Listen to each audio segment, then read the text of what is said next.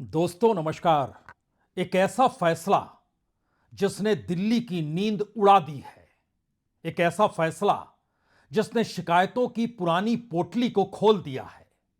और एक ऐसा फैसला जो राजनीतिक तौर पर सफल होते हुए मोदी शाह की जोड़ी को अब चुनौती देने को तैयार तो नहीं हो रहे हैं। यह फैसला दरअसल ना तो किसी राज्य के मुख्यमंत्री को लेकर है, ना ही किसी को राज्यपाल बनाने या राज्यपाल एक झटके में बदल देने की सोच को लेकर है। यह फैसला ना तो किसी को मंत्री बनाने या मंत्री पद से हटाने को लेकर है। यह फैसला दरअसल बीजेपी के अध्यक्ष को लेकर है। और बीजेपी के अध्यक्ष का मतलब बहुत साफ है। राजनीतिक तौर पर अध्यक्ष संगठन और चुनाव के वक्त जो चाहता है वही होता है। लेकिन 2014 के बाद जो राजनीतिक लकीर बदली, उसमें जो सत्ता ने सोचा वही बीजेपी में हुआ, और बीजेपी ने फिर वही सोचा जो सत्ता चाहती थी। इसीलिए 2014 के बाद अमित शाह का अध्यक्ष होना और अमित शाह के बाद जेपी नड्डा का आना, यहां तक तो बात सबको समझ में आ रही थी। लेकिन जब पुरानी शिकायतों की पोटली एक एक करके अब खुल रही है, और जिसके सामने खुल रही है और जो शिकायत कर रहा है वो दरअसल बीजेपी के फंड मैनेजर भी हैं, वो दरअसल बीजेपी के बड़े नेता भी हैं, और वो दरअसल बीजेपी के लिए एक वैचारिक एजेंडे को भी इस देश के भीतर राजनीतिक तौर पर चलाते हैं, और चुनाव में उनकी सक्रियता बड़ी मायने रखती है। बीजेपी के अध्यक्ष को लेकर जिस तरीके की गुफ्तगू इससे पहले नेताओं के बीच होती थी, इस बार बिल्कुल नहीं हुई। अध्यक्ष बना दिए गए, स्थापित कर दिए गए, उसके बाद भी नहीं हुई। यह गुफ्तगू पहली बार दिल्ली से हटकर नागपुर में हो रही है। नागपुर में संघ का मुख्यालय है। मोहन भागवत सर संघ चालक हैं।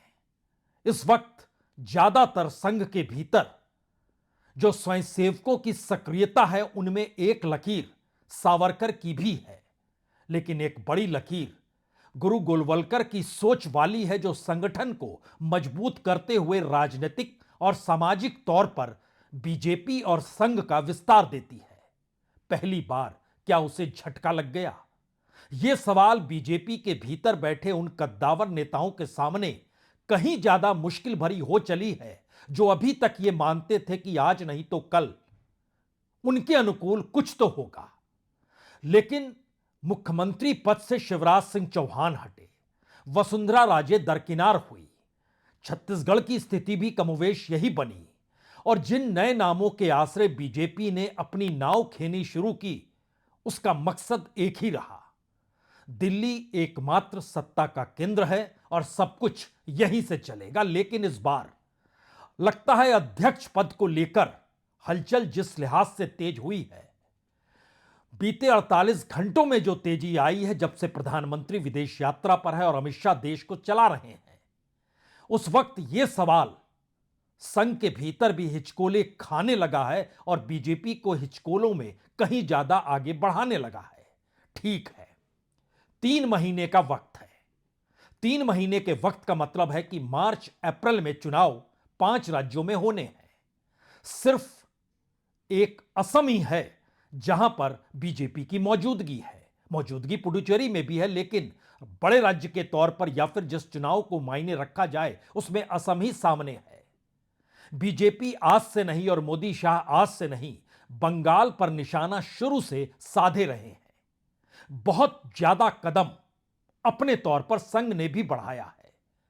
राजनीतिक तौर पर जिन मुद्दों को हवा दी गई, उन मुद्दों की डोर पकड़कर संघ के स्वयंसेवक भी मैदान में कूदे और निशाने पर ममता बनर्जी भी आई।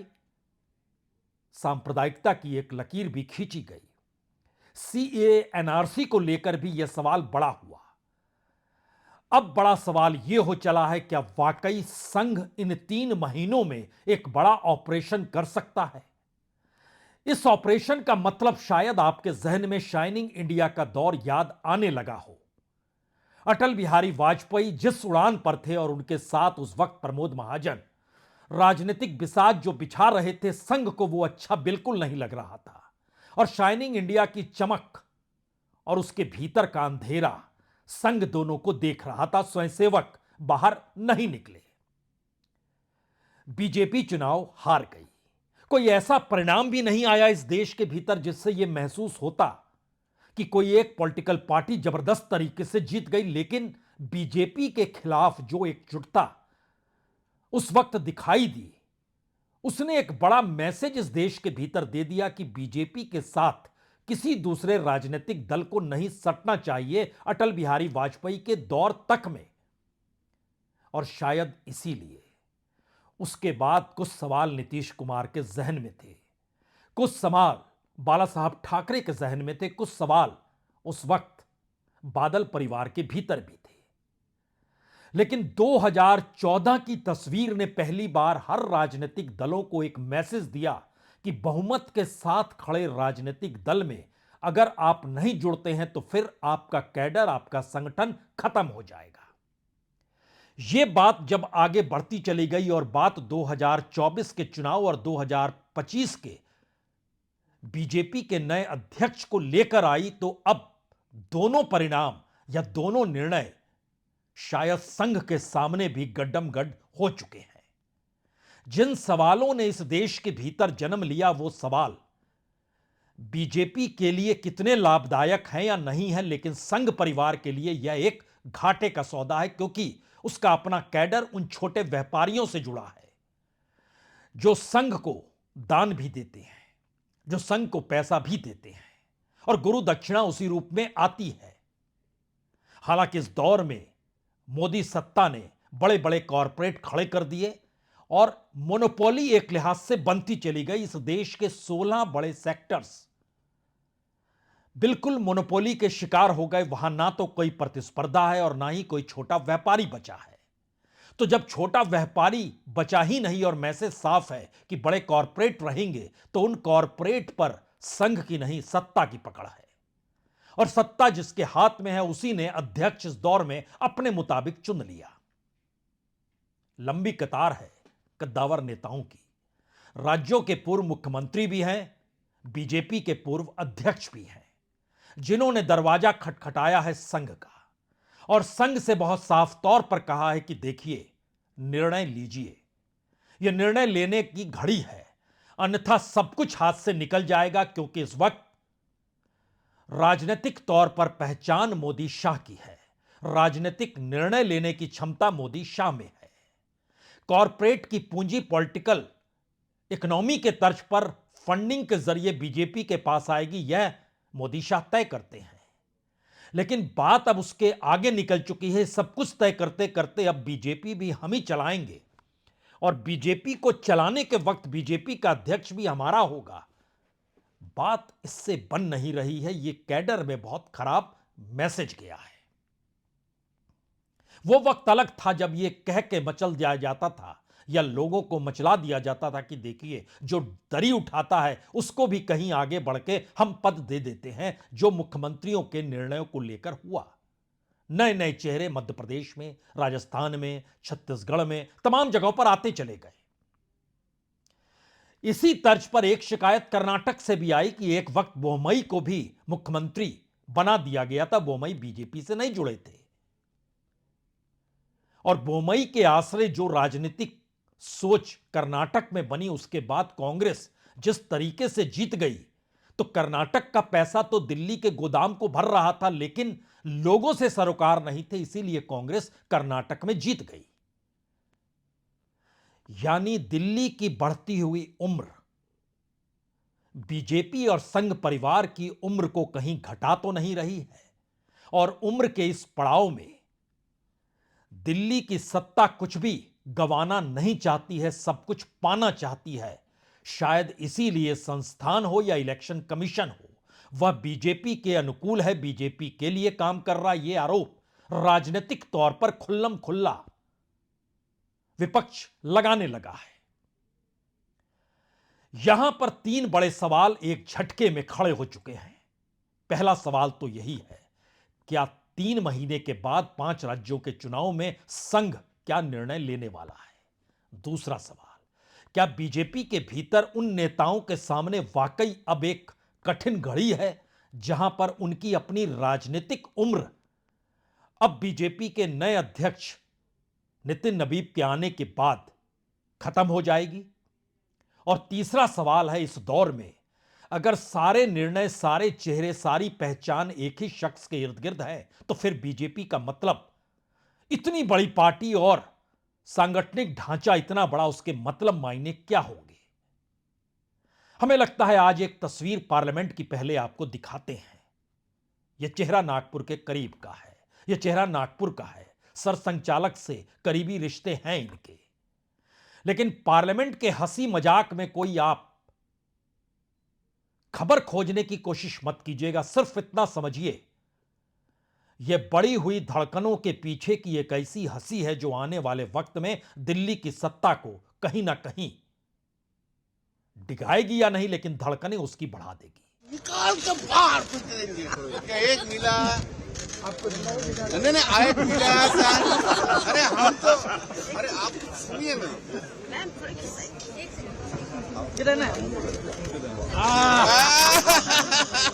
कभी कभी आपको नाम लेता है जाने, अलग कोई कुछ नहीं बोलते सर।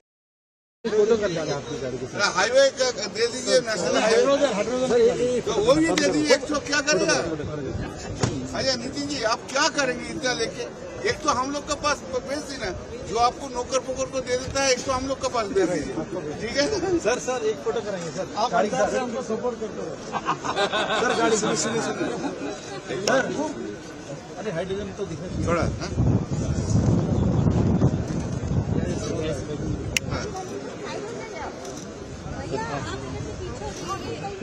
दरअसल सरसंघचालक मोहन भागवत भी अब इस हकीकत से वाकिफ है कि नैरेटिव मायने रखता है। और पिछले दिनों उन्होंने अपने वक्तव्य में जो स्वयंसेवकों को दे रहे थे, उसमें उन्होंने कहा कि नैरेटिव की दिशा में मत दौड़िए, नैरेटिव के आश्रय चीजें बदल जाती हैं। लेकिन अगला सवाल यह है, राजनीति अगर नैरेटिव के आश्रय चलती है तो संघ कैसे उसमें हिस्सेदारी नहीं रखेगा?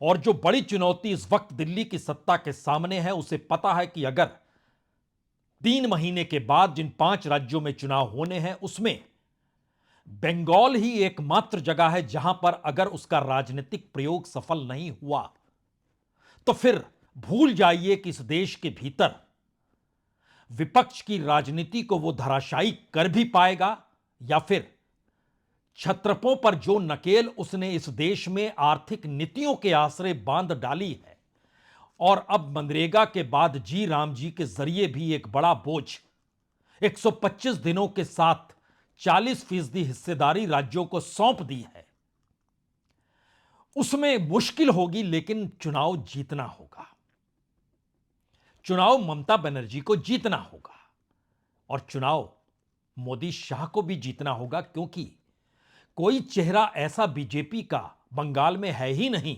जिसकी पहचान इस रूप से निकली हो कि देखिए इन्होंने संघ के साथ कैसे काम किया, धीरे धीरे जड़ें मजबूत की, यहां पर किस रूप में यहां पर इन्होंने अपने लिए स्वयंसेवकों के साथ आगे चीजें बढ़ाने की कोशिश की। बिल्कुल नहीं। 2014 के बाद से सारे नैरेटिव दिल्ली से बनते थे, राज्यपाल उसमें बड़ी भूमिका निभाते थे, जो अभी भी निभा रहे हैं। और उसके बाद स्वयंसेवक सक्रिय होते थे, और वोट बढ़ते बढ़ते पिछले चुनाव में इतने ज्यादा बढ़ गए कि इसकी कल्पना बीजेपी ने की नहीं थी, क्योंकि 1.5 करोड़ वोट का बढ़ जाना एक चुनाव में 2021 में, इसने एक बड़ी सफलता मोदी शाह की जोड़ी को दे डाली। अब सवाल है 2026 में सिर्फ 60 लाख वोट का अंतर है ममता बनर्जी और बीजेपी के बीच। 2,90,000 के लगभग, 2,90,00,000 के लगभग बीजेपी को नहीं बल्कि ममता को वोट मिले, और 2,30,00,000 लगभग ममता को नहीं बीजेपी को वोट मिले, यानी 60 लाख का गैप है। लगभग 48 लाख वोटर इस बार गायब हो रहे हैं, जो अभी तक की रिपोर्ट है। वह 48 लाख वोटर किस किस कॉन्स्टिट्यूएंसी से गायब होंगे, ये कुछ दिनों के बाद आएगा।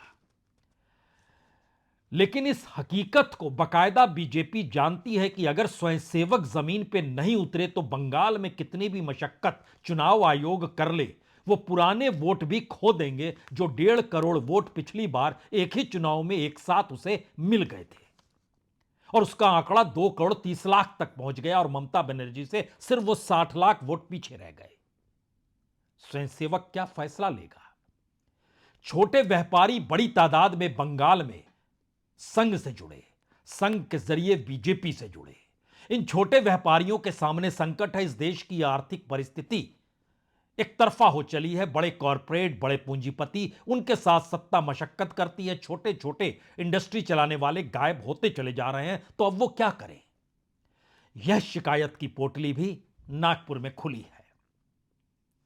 दिल्ली के कद्दावर नेताओं की पोटली तो बाकायदा अध्यक्ष को लेकर खुली, लेकिन यहां पुरानी पोटलियां भी खुलनी शुरू हो गई।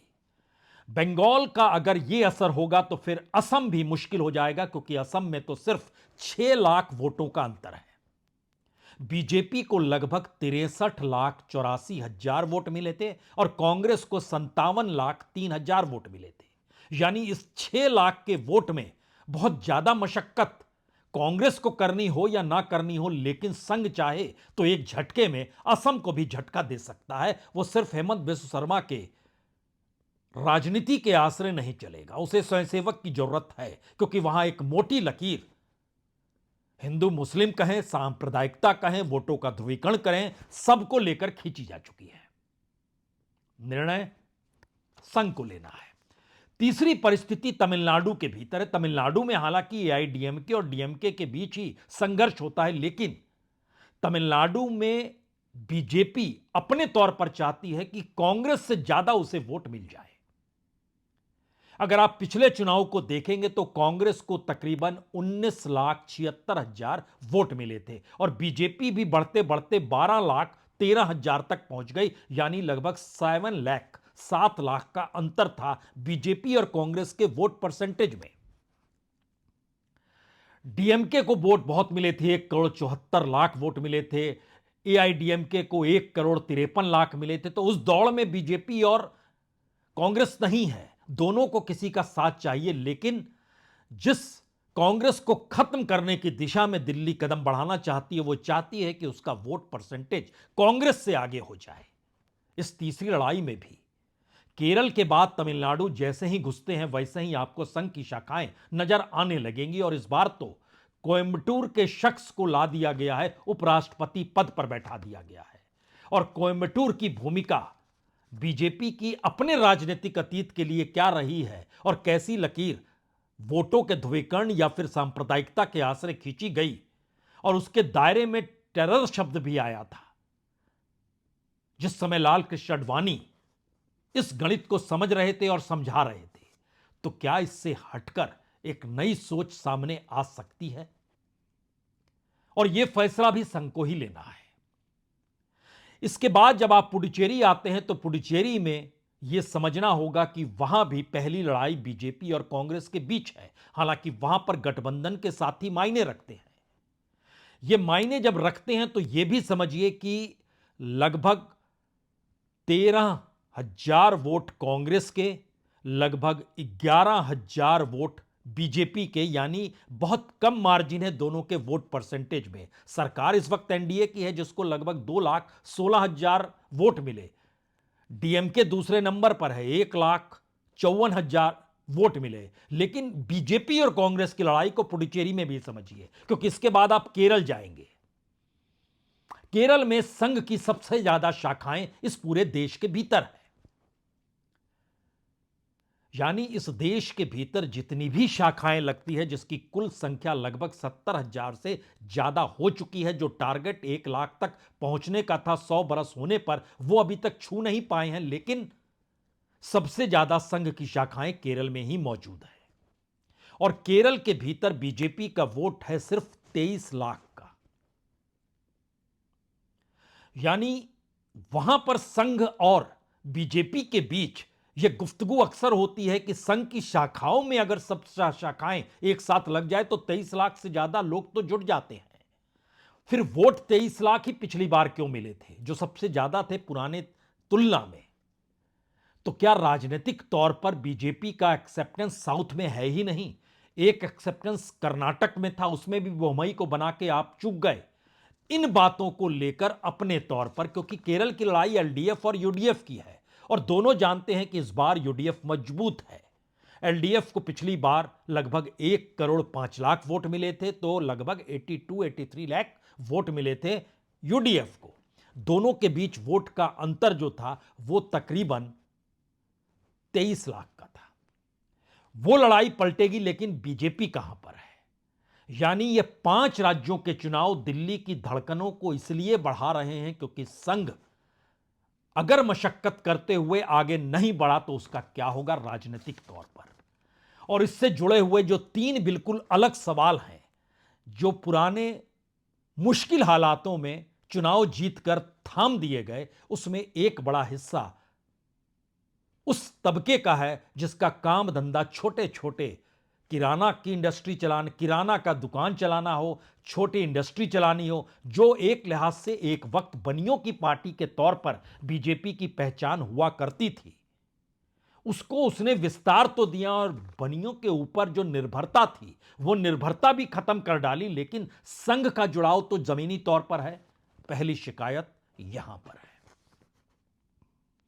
दूसरी शिकायत, पता नहीं क्यों एक बार फिर से संघ को दिल्ली की सत्ता डराने लगी। अगर चुनाव हार गए तो फिर आप जेल में होंगे।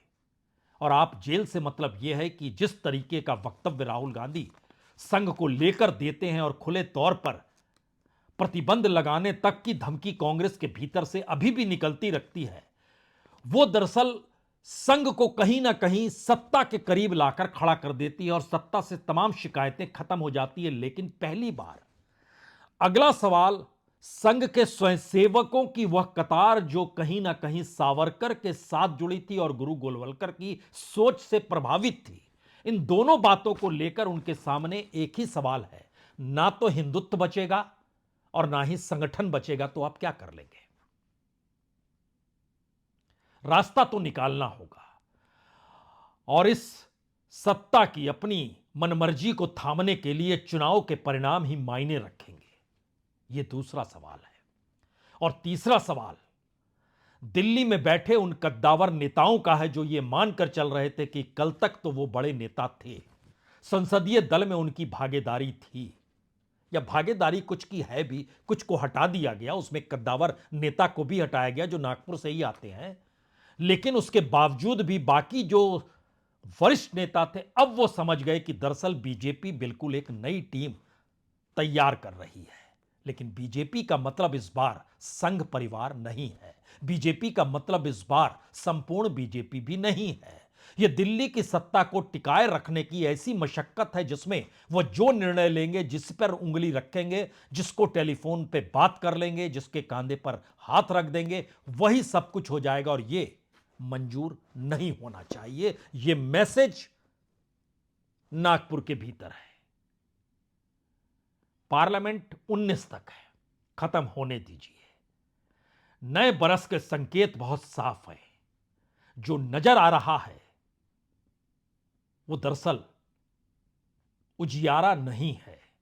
जो नजर नहीं आ रहा है उसके भीतर एक संघर्ष है और उसके भीतर एक चुनौती है। टकराव तो होना है, लेकिन टकराव की मियाद जो है उसके लिए सिर्फ 3 महीने का वक्त है। लेकिन 3 महीने बाद तो परिणाम आ जाएंगे। उस परिणाम से पहले वक्त सिर्फ सही मायने में अगले 30 दिनों का ही है। और जनवरी बीतते बीतते आपके सामने एक जो तस्वीर निकल कर आएगी, वो तस्वीर ये बताने के लिए काफी होगी, या तो बहुत हो चुका या फिर यही होगा, जिसे जो करना है कर ले। यानी लड़ाई राजनीतिक तौर पर विपक्ष से नहीं, दिल्ली की सत्ता की लड़ाई अब अपने भीतर से है, अपने साथ खड़े लोगों से है, और उन साथ खड़े लोगों की कतार में अलग सोचने वाले नेताओं से है, कार्यकर्ताओं से है, स्वयंसेवकों से है। सिर्फ इंतजार कीजिए। बहुत बहुत शुक्रिया, बहुत बहुत शुक्रिया।